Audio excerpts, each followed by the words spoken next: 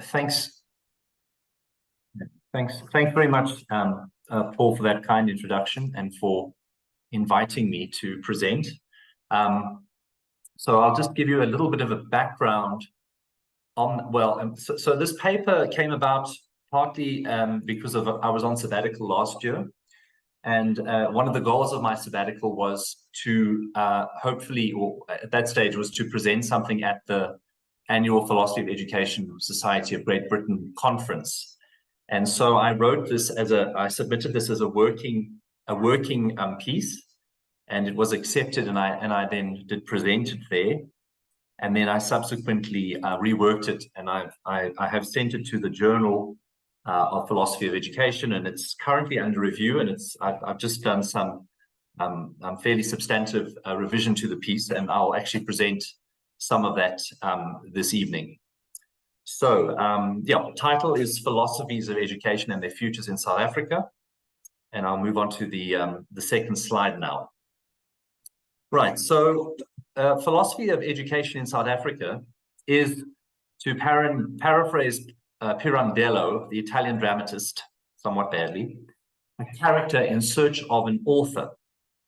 What I mean is that since the publication of Oberholzer's Inleiding in the Principiële Opvoedkunde, which was published in 1954, translates to Introduction to the Principles of Education, there has been an ongoing contestation over what philosophy of education is and what it should do in South Africa. During, and I contend, since the end of apartheid, there has been and continues to be a search for a philosophy of education.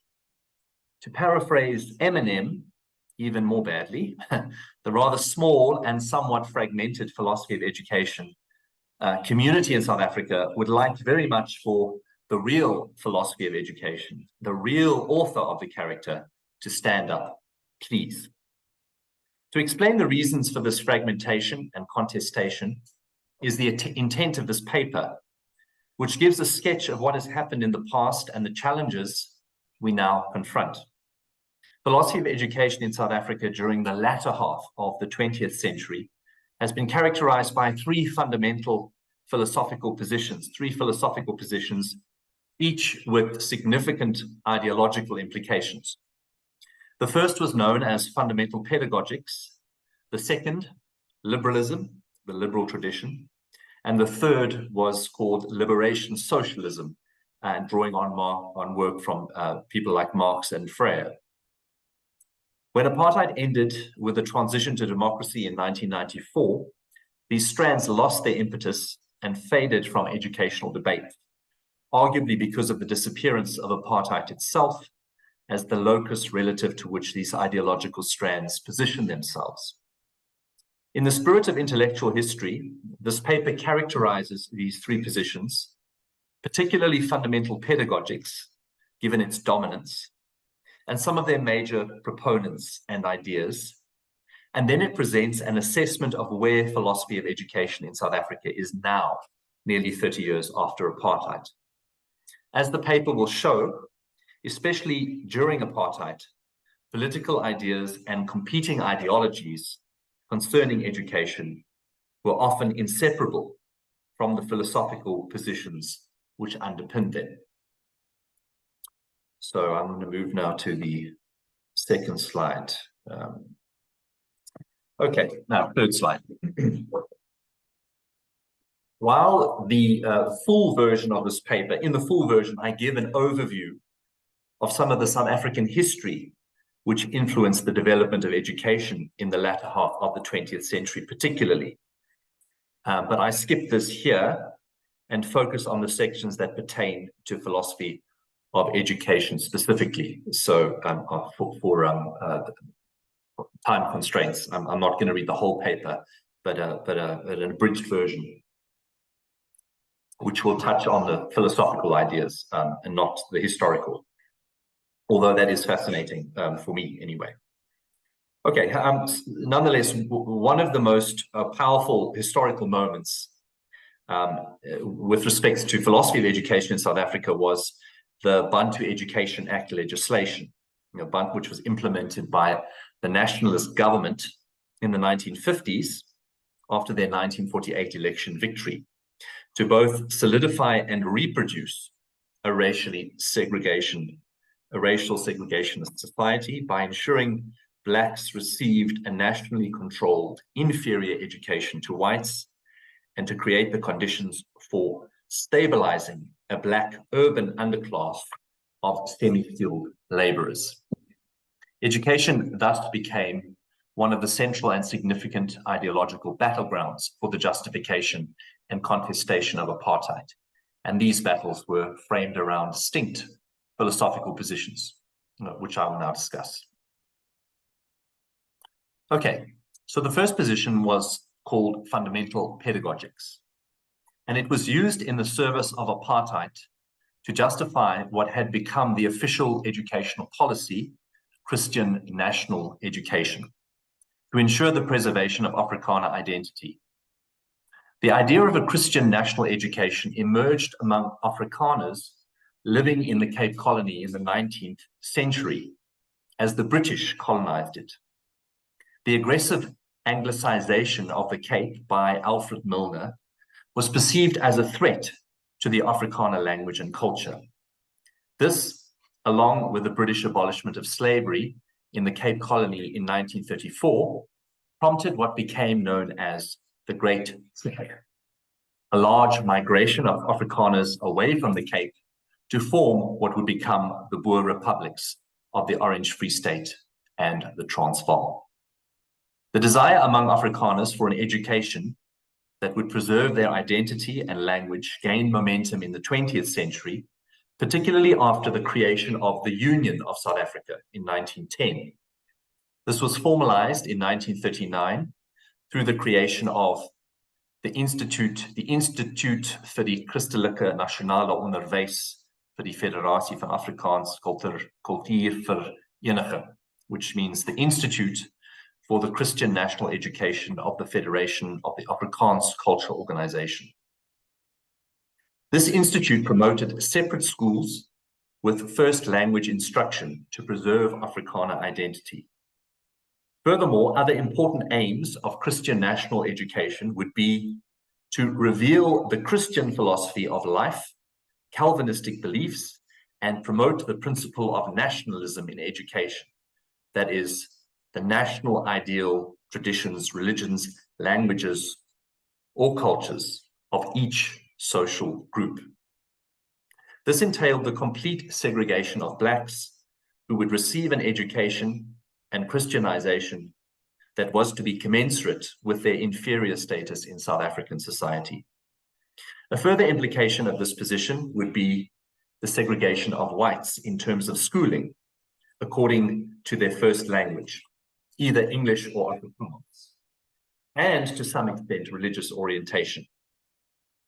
This was explained by J.C. Coetzee, an important advocate for Christian national education, in 1948 as follows: "We as Calvinistic Afrikaners will have our Christian national education schools. Anglicans, Lutherans, Roman Catholics, Jews, liberalists, and atheists will have their own schools." Influential and politically well-placed individuals, such as Verwoerd, who was Minister of Native Affairs from 1950, and then Prime Minister until 1966 when he was assassinated, strongly supported the ideals of Christian nationalism, which became state policy from the 1950s onwards. Christian national education, as is evident, was a thoroughly racist and self-serving ideology, underpinned by many historical and political fears and justifications, which haunted and perhaps still haunt Afrikaners. Fundamental pedagogics emerged out of Christian national education as a theoretical methodology to give Christian national education the guise of respectability, to find proper philosophical justification for why it was necessary to segregate people according to their race, work, religion, and language. Christian national education needed a means to justify itself on scientific grounds, and conveniently, fundamental pedagogics was described by its proponents as an autonomous science of education, which could yield universal truths that could provide this justification. While Oberholzer's Introduction to the Principles of Education was an early work introducing the ideas in South Africa, it was the widely prescribed book by Viljoen and Pienaar, published in 1971, Fundamental Pedagogics was its title, inflicted upon teacher trainees from the 1970s onwards, that brought it to prominence. Fundamental Pedagogics was claimed to have been influenced by the work of the Dutch educator M.J. Langeveld, especially his Beknopte Theoretische Pedagogiek, which was published in 1946, Concise Theoretical Pedagogy.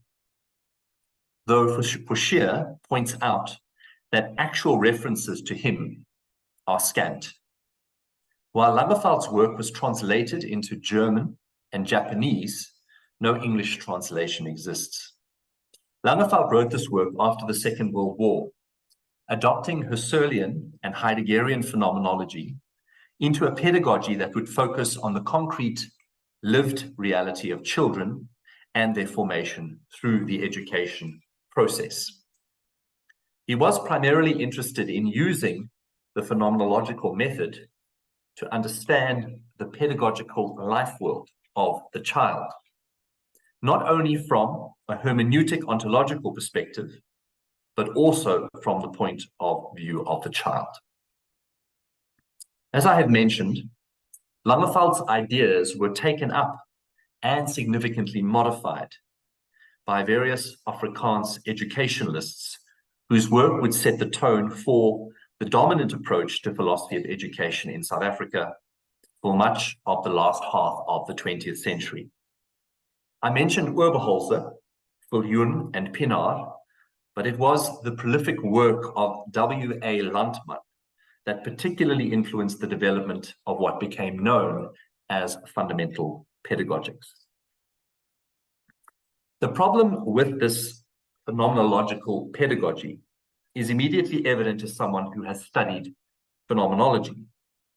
It is a deliberate mystification and distortion of the work of Husserl, Heidegger, and Langeveld, and was used to befuddle generations of teacher trainees with convoluted, impenetrable, pseudo-phenomenological babble to disguise ideas that are often perfectly self-evident.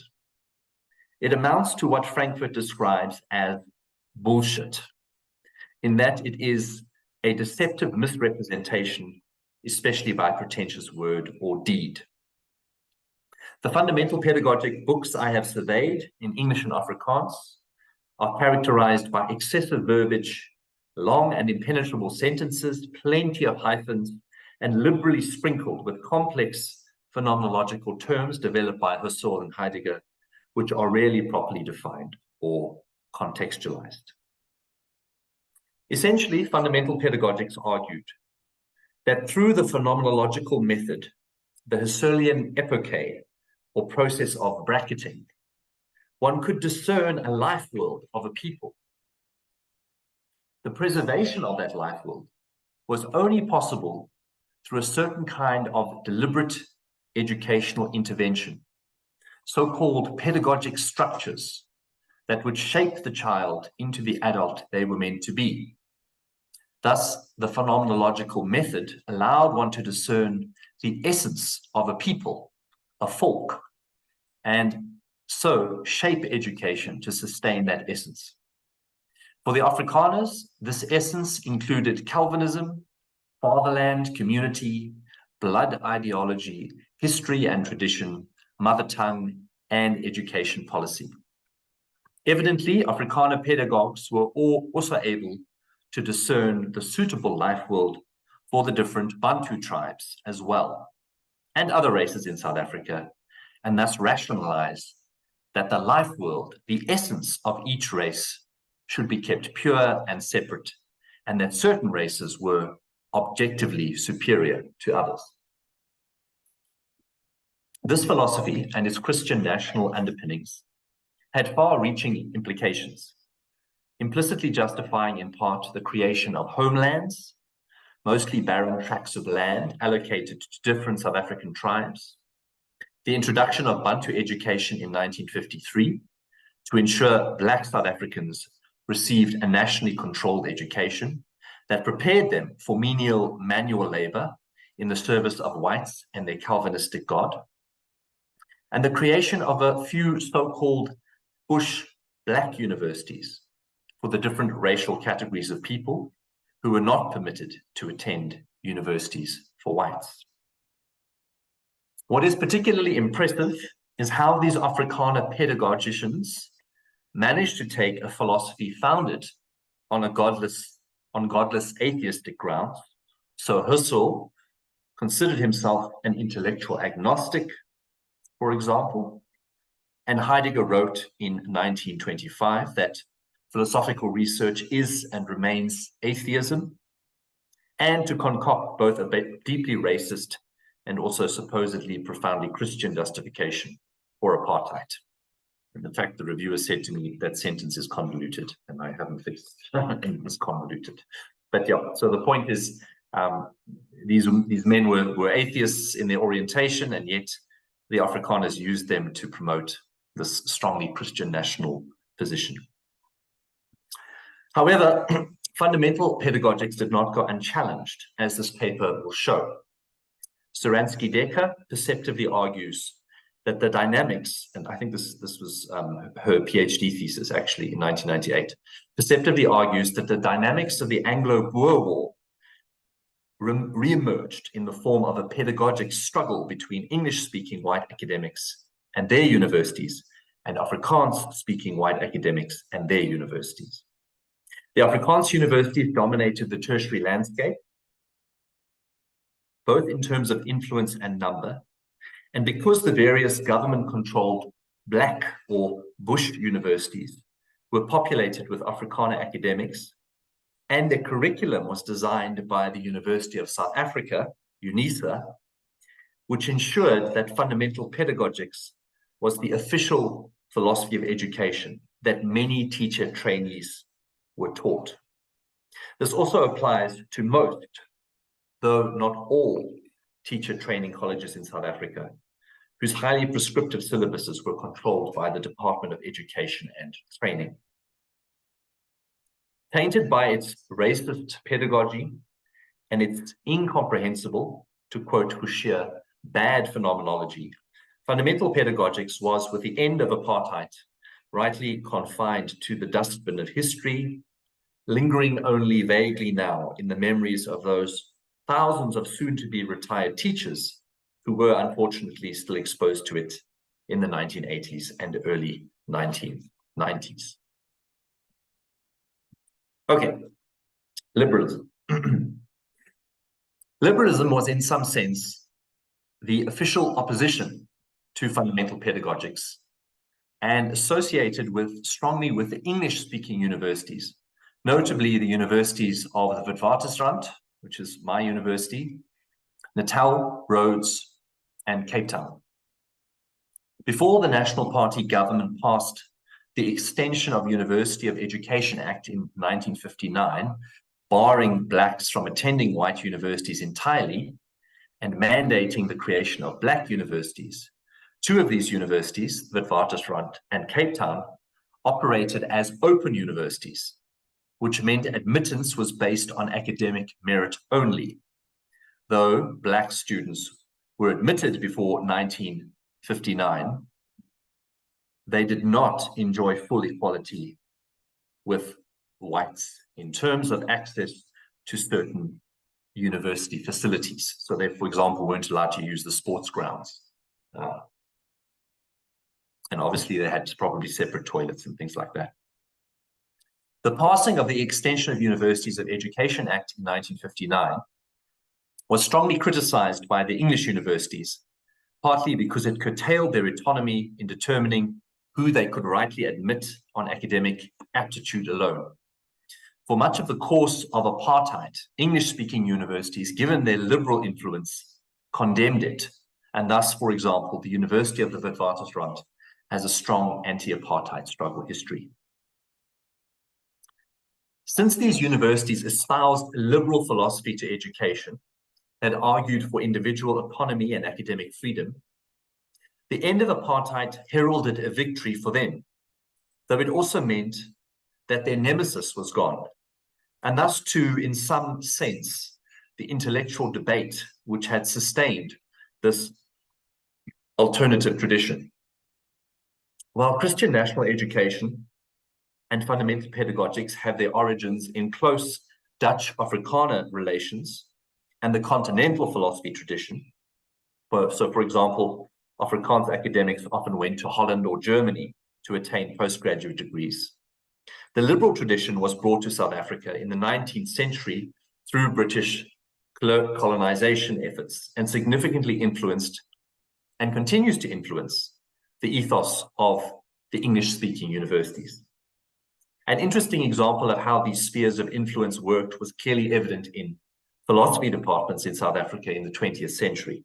Afrikaans-speaking universities taught almost exclusively in the continental tradition, and English-speaking universities in the analytic tradition.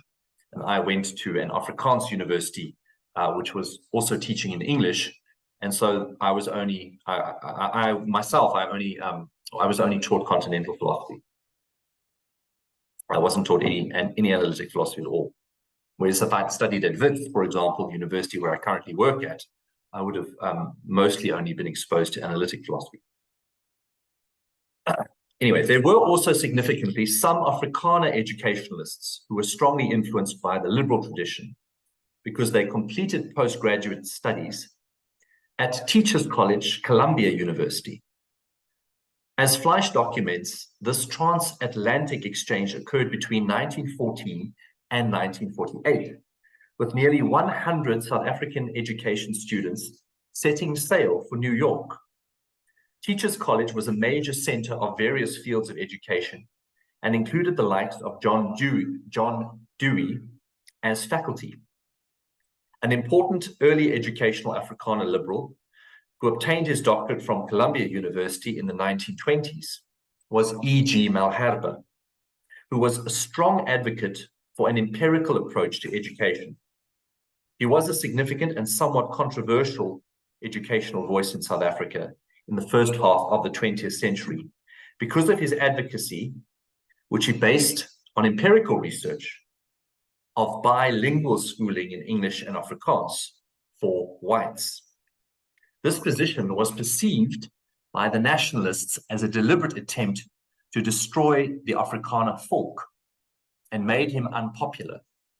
He was relegated to the University of Natal as a rector. An important qualification here is that the idea of liberalism for much of the first half of the 20th century in South Africa still entailed segregationist thinking, elements of social Darwinism, and Kipling's sense of the white man's burden. We see these positions explicitly endorsed in, for example, the letters of John Marquardt, another Afrikaner who studied at Columbia and was killed in action in the Battle of Amiens in 1918, and especially in the life and work of Jan Smuts. Nonetheless, liberalism in South Africa came to be associated with a certain progressive attitude towards the blacks, what Legasic describes as tender-mindedness towards the natives. Cross's work here, his 1986 article, gives a succinct overview of the various political and economic liberal positions that emerged in South Africa in the course of the 20th century.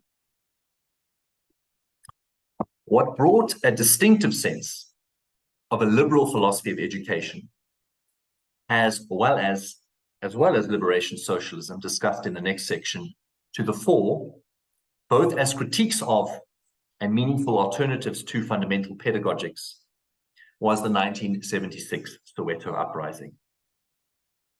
The Soweto Uprising is described unambiguously by Terre Blanche as one of the most decisive events in South Africa's political and economic history in the 20th century.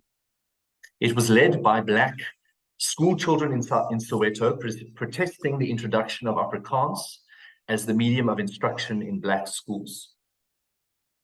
The heavy-handed and brutal government suppression of the uprising, in which hundreds of school children were murdered by the state police, completely discredited the apartheid state, participating an inexorable crisis in government and education.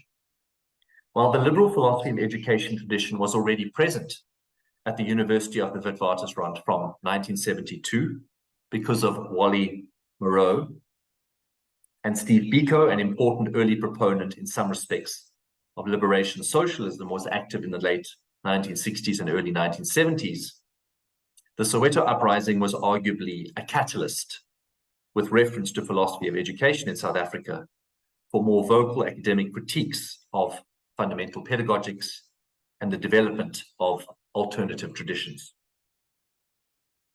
One such tradition, especially prominent at the University of the Witwatersrand, was the influence of the London School, based at the London Institute of Education, associated with University College London. The London School introduced the use of analytic philosophy, especially conceptual analysis, into the study of education. It was co-founded by Paul Hirst and Richard Peters, and was very influential in the 1960s and 1970s. Hirst and Peters were also both committed to a liberal conception of education. Wally Moreau, who completed a master's degree at the Institute in 1968, introduced the London School to South Africa, a particularly important platform for the broader critique of education in South Africa and the dissemination of ideas associated with the London School was the journal that he founded, Perspectives in Education. The journal was started in 1976 as the in-house journal of the Faculty of Education at the University of the Witwatersrand.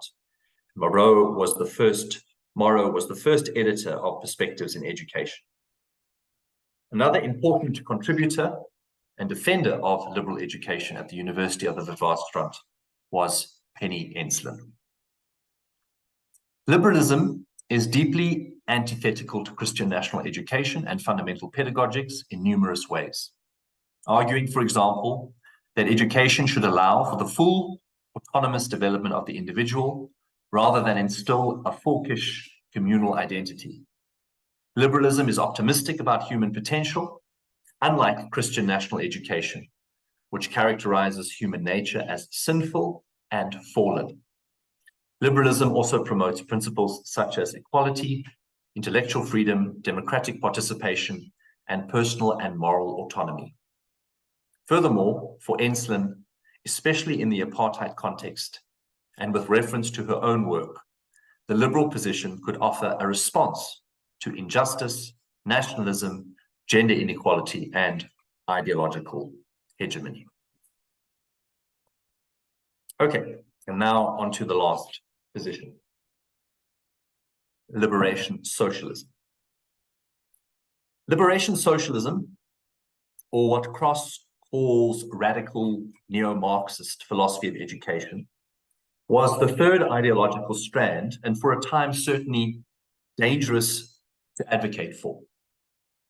After the Second World War, South Africa and the National Party were gripped with the same kind of McCarthyism that dominated the United States.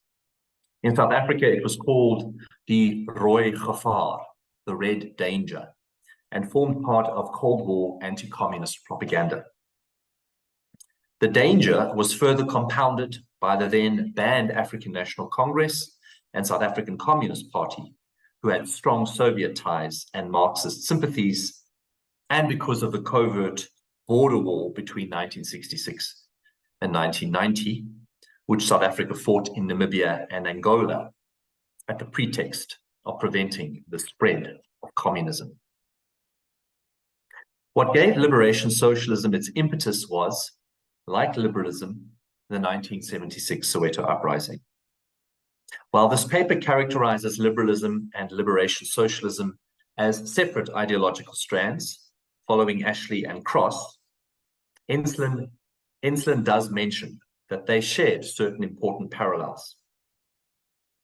As I have discussed above, the Soweto uprising was a major event in shifting the educational landscape and permitting a wider articulation of ideas that were critical of Christian national education, fundamental pedagogics, and the National Party.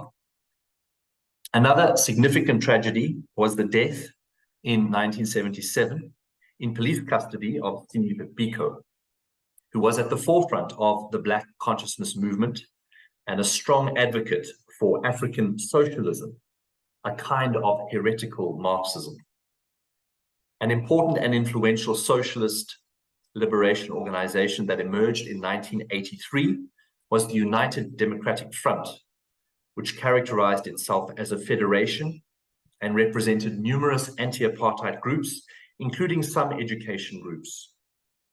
As is becoming increasingly evident in this paper, political ideas and ideologies became entangled with and were reflected in philosophical positions concerning education.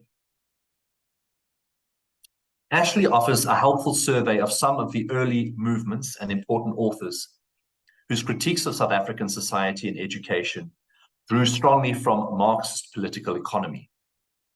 For example, the African National Congress produced a document in 1981 that stated that education is related to the society as a whole through the system of production and the ideological and cultural structure. The educator and priest, Buti Plegale, current Catholic Archbishop of Johannesburg, wrote in 1983 that the present socio-economic system is responsible for the distorted Bantu education system. Education for Blacks is geared towards serving the needs of capital. An important initiative was the emergence in 1985 of the People's Education Movement. This approach to education drew inspiration from Freire's critical pedagogy, arguing for an education that would promote critical consciousness and allow for full democratic participation. It was also anti-capitalist and explicitly against the kind of individualism promoted by capitalist competition. People's Education wanted to realize people's power through the widespread and equal access to a high level of education for everyone. Two very influential Marxist texts were Althuss's 1970 Ideology and Ideological State Apparatus, and Bowles and Gintis's Schooling in Capitalist America. A significant South African collection was Apartheid and Education, edited by Callaway, whose aim was to explain the continuing instability of the education system in South Africa through a Marxist political economy. Another important book was The Right to Learn by Christie, written as an introductory textbook framed around historical materialism concerning class, capitalism, and education in South Africa. Arguably, with the collapse of the Soviet Union in 1991 and the birth of a new South Africa in 1994, there was little interest in adopting or pursuing a strongly Marxist-orientated philosophy of education. And like its cousin, liberalism, liberation socialism faded away. The rise of postmodernism also contributed to this, with some attempts made by Philip Higgs to develop a new pluralist conception of philosophy of education. Okay, so that's the historical background. And I think the perhaps more challenging part of the paper is now, which is to describe, give an account of where I think the discipline is currently in South Africa. Okay, so this overview gives some sense of what philosophy of education looked like in the last half of the 20th century. It was evidently a contested and animated intellectual space because so much was genuinely at stake, and because, especially after 1976, different academics developed strongly defended philosophical positions against fundamental pedagogics. Education was being deliberately used as a tool of the apartheid state to perpetuate injustice, inequality, and racism, and people of good conscience could not let this go unchallenged. Since 1994, the strong competing philosophical and ideological commitments that informed philosophy of education during apartheid have significantly dissipated. Instead, education policy and curriculum are now informed by neoliberal concerns and increasing throughput and pass rates by any means, and this continues to be a disaster for schooling in South Africa. This in spite of the well-meaning but decidedly Eurocentric waves of curriculum reforms introduced since 1994, which Miller and Hoadley survey. While our education approach is meant to be underpinned by human rights discourse, democratic citizenship, and inclusive education, the reality is that our schooling system is highly prescriptive, technocratic, and meant to be skills-driven. If you examine schooling and curriculum for the majority of the population, it would be an endorsement of the banking model of education Freire is so critical and despairing of, or talk and chalk, as Miller and Hoadley suggest. Our entire school year culminates fanatically around and is reduced to the national matriculation pass rate, our grade 12 school leaving certificate. The increase or decrease of this number compared to previous years is seen as an indication of the success or failure of the Department of Basic Education. However, as numerous commentators point out repeatedly, if the dropout rate of learners is considered, about 60% of learners who enroll in grade 1 actually pass in grade 12. These dropout rates contribute to South Africa's exceptionally high unemployment, currently at 32.9%, one of the highest in the world. Thus, while the Department of Basic Education blusters on about its continuing success, it is also introducing a general education certificate, which learners will receive if they leave school in grade 9, thus tacitly acknowledging the significant dropout rate in schooling. South Africa's university throughput rate is also appalling. Of the 100 learners who start schooling, only 14 will qualify for university, and of those 14, only 6 will get an undergraduate degree. Public schooling in South Africa is beset with deeply entrenched societal and spatial inequalities, poverty, poorly trained and sometimes neglectful teachers, terrible school violence, teenage pregnancy, drug abuse, gangs. One can go on and on. This has led important education commentators to describe South Africa's current education system as being in complete ruins, or even worse than it was under apartheid.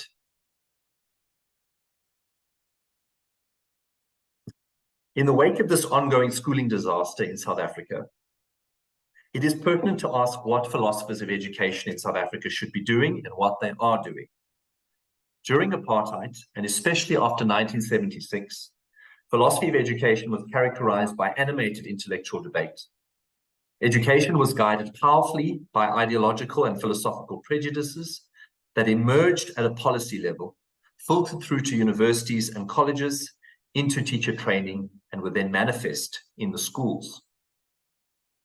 This in turn gave rise to strong critique and contestation and competing traditions. Nonetheless, the end of apartheid and the collapse of fundamental pedagogics left a significant vacuum, given its pervasive academic dominance and the long shadow the University of South Africa cast over many other tertiary institutions and teacher training colleges.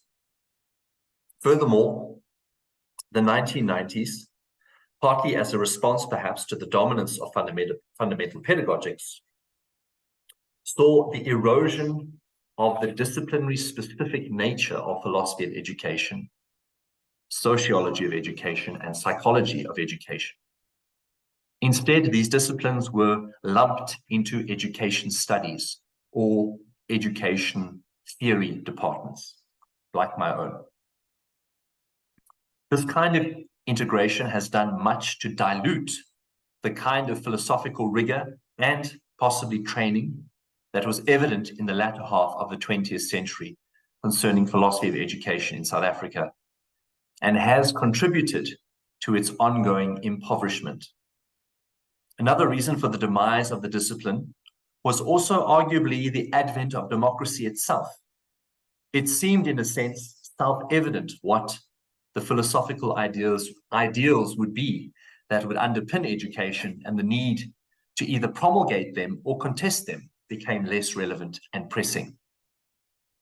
Two education policies also changed the kind of emphasis placed on teacher training programs, directing them to become far more positivist and skills-orientated.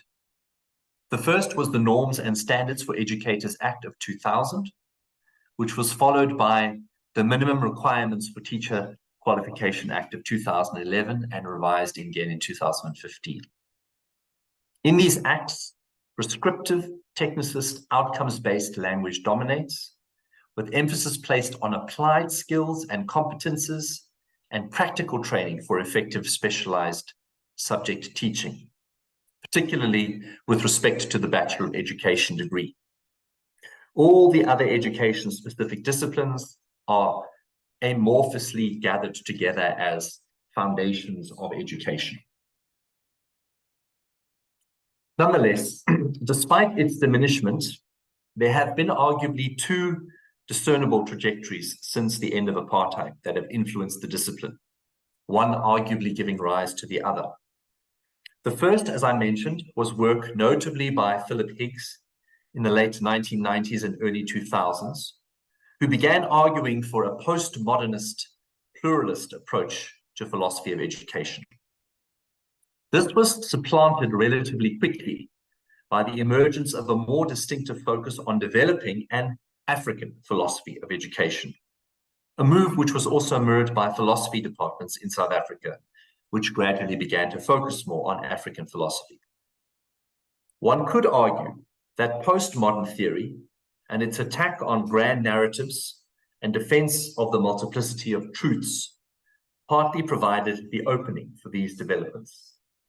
Thus, while African philosophy of education is still in its infancy, it is characterized, as Horst Temke suggests, by promise, in the sense that while, and here I quote Horst Temke, African philosophy of education shares a range of concerns with philosophy of education elsewhere, there is a distinctive set of concerns in African philosophy of education arising from particular historical and socio-political circumstances. Horst Temke's position here parallels my own, both in my teaching and research. Without question, the future of philosophy of education in South Africa, for it to have a future, must reflect African values and life worlds and how these pertain to education. Here I deliberately mean life world in its Husserlian sense, in terms of what a people believe about themselves and their socially, culturally, or evolutionary established sense of meaning, particularly as it pertains to education, and not in the sense in which it was abused by fundamental pedagogicians to promote essentializing racial characterization. However, I would go further and argue that contemporary African philosophy of education is and should be underpinned by a critical phenomenology, which allows for a rigorous account of how contingent historical and social structures also shape our experience.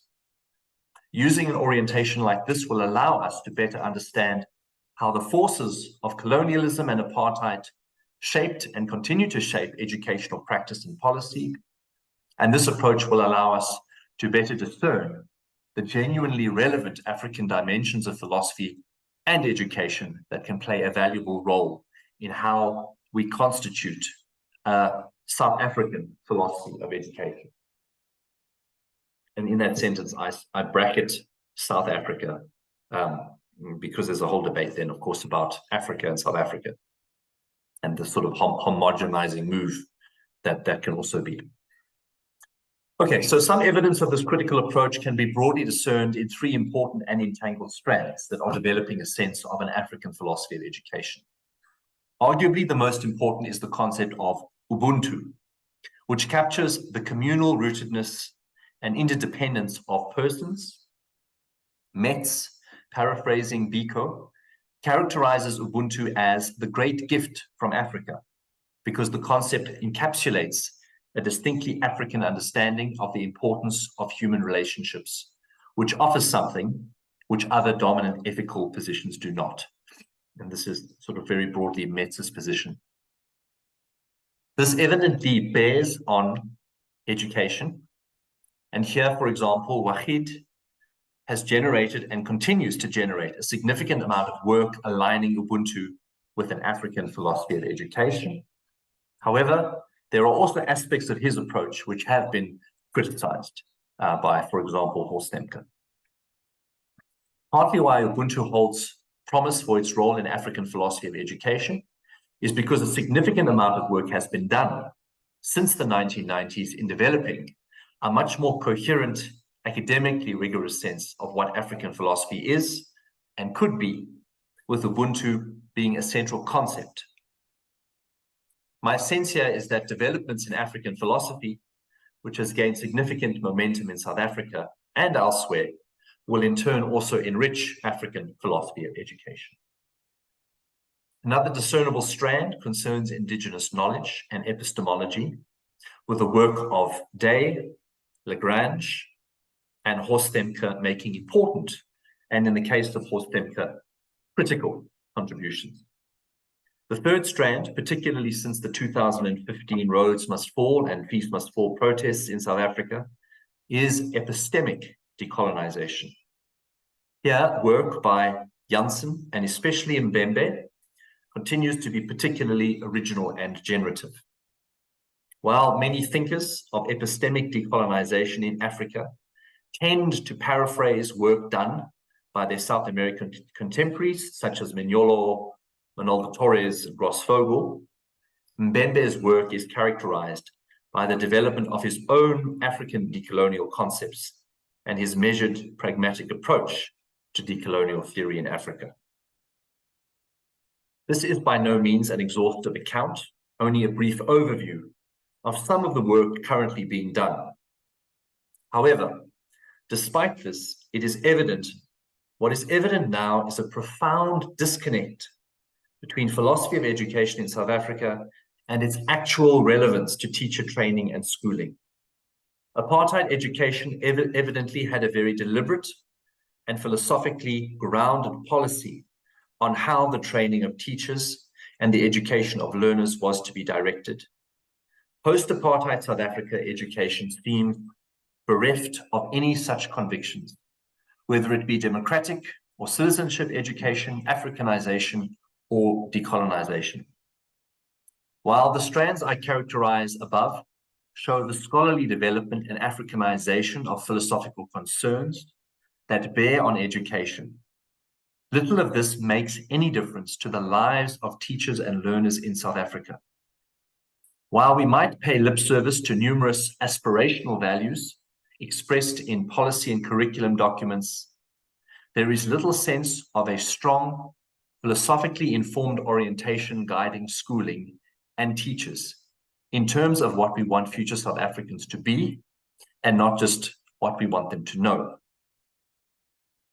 The task then of African philosophers of education is, as I see it, twofold.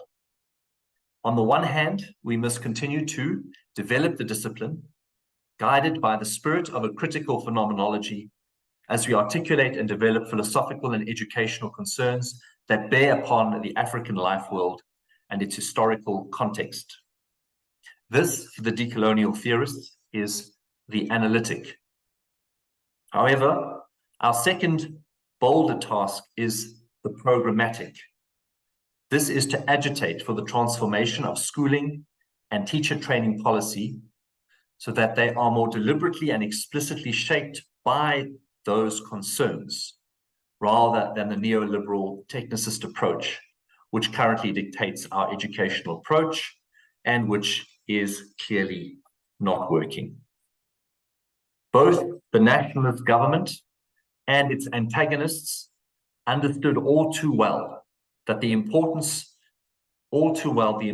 that distinct and well-articulated philosophical principles and values hold in shaping education policy and teacher training. This, if anything, is the lesson we should learn from our past. Okay, thank you. I'm done.